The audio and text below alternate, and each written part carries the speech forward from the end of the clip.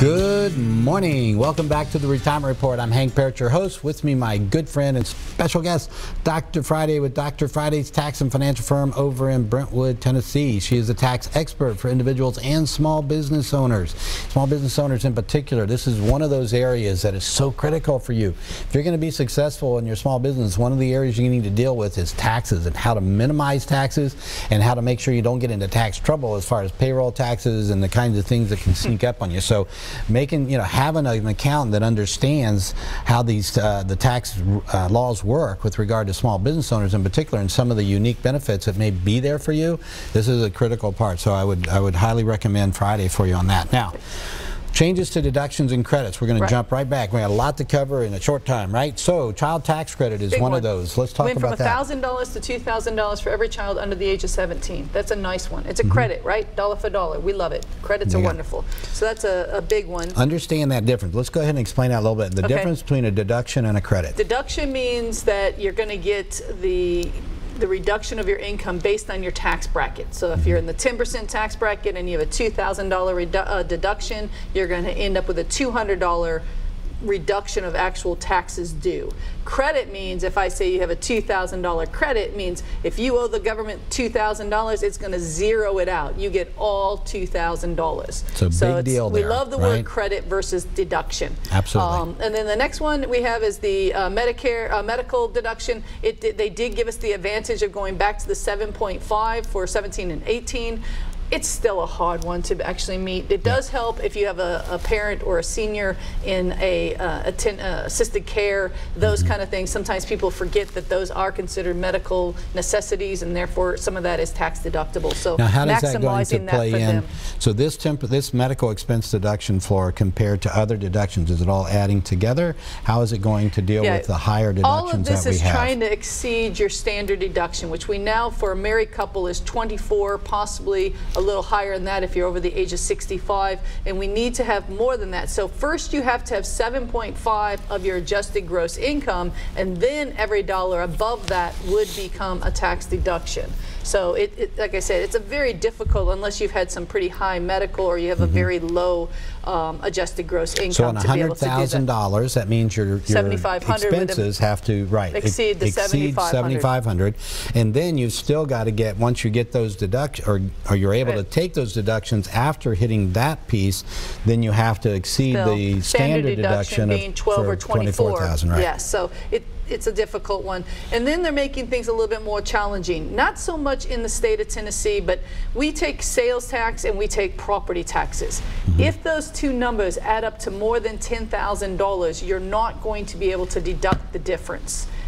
So again, in most of the time, the problem was, in myself, I used to pay my property taxes twice. I'd pay them in the beginning of the year, at the end of the year, and then every other year. So I did this even odd thing.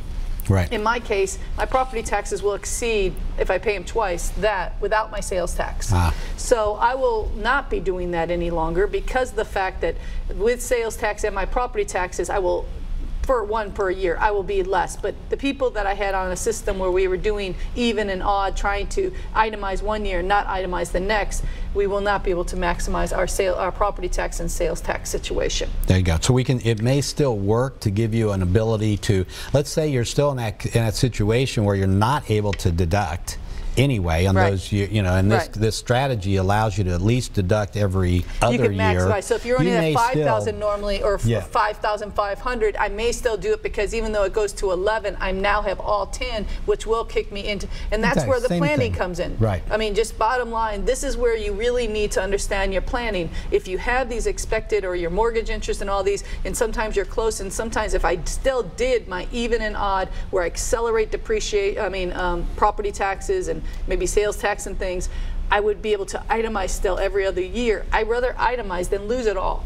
Right. And we catch some additional, anything we can do to reduce taxes, which is one of the reasons, by the way, that when Friday and I work with clients together, my clients that meet with her, and there's like probably 100 of them, I think, at least, and we meet each year when it comes tax time. We set aside certain days just to work on my clients' taxes.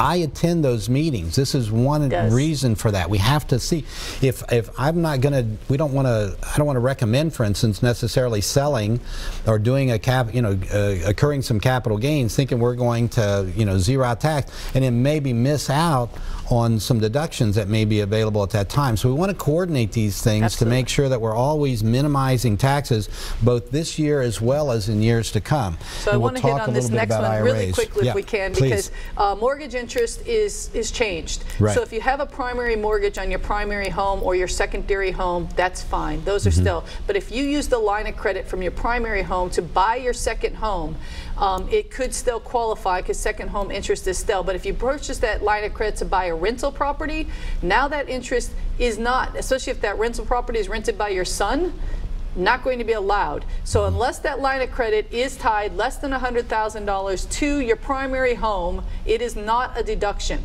Period. So it's really important for us to understand what those lines of credits were used, because it was easier sometimes to get those. So you may end up with less mortgage interest than you've had in the past. Okay. So it's good to understand. Miscellaneous deductions, truck drivers that might be listening, that's going to hurt all of you that are employees, because you will not get your per diems any longer. Personal casualty you mentioned. Casualty loss, yes. If you have a fire in your own home, this is not, if the federal disaster, not a problem, but if you've had any other personal casualty loss, it no longer exists. And the other, we have charitable contributions. Again, that's a good thing. It went from 50% of your adjusted gross income up to 60%. And you remember, if one year you might actually decide you're going to give something away, a large something, if you don't use it, it will roll forward. So we don't lose it if you can't take it all in that year. Here's something else I'll throw in there. We can go ahead and get rid of that slide for the moment. One of the things that you might keep in mind as well, for those over 70 and a half, and you're taking required minimum distributions from your retirement accounts, we still do now, it's permanent, right? To qualified charitable distribution. Exactly. And that just means that if you go and you decide to take your RMD, and maybe you give your church every year $5,000, instead of paying it out every single month from your pocket, which means that you have to itemize it to get a deduction, and maybe you don't itemize, especially nowadays, if you have it paid directly from your qualified retirement part of your RMD, it will show up on your 1099-R, and you will not pay tax, and you do not need to itemize. It's a wonderful way for people, especially now with the new standard deductions being double what they were. This is an awesome way to still defer. It's a wonder, but you have to be at 70 and a half. And this is yes, exactly. So for and we do this every year with certain clients that are giving to charities or to church, where they're making contributions, and we just, when they come in to see us, we do a review. We'll have that taken directly from, and it has to pay from the custodian direct to the charity. Right. But if it doesn't, you don't have that didn't count. You just zeroed it out, so you don't have to worry about itemizing to get that tax benefit for a gift that you were going to give anyway. Exactly. This is a great way to do that. And keep in mind, by the way, when it comes to this kind of planning, retirement accounts, they've only been around for basically about 30+ years. So this started back in the 80s, implemented in the 90s for the most part, but we're seeing now very large accounts. Now we're seeing accounts of $1 million, $1.5 million, $2 million plus.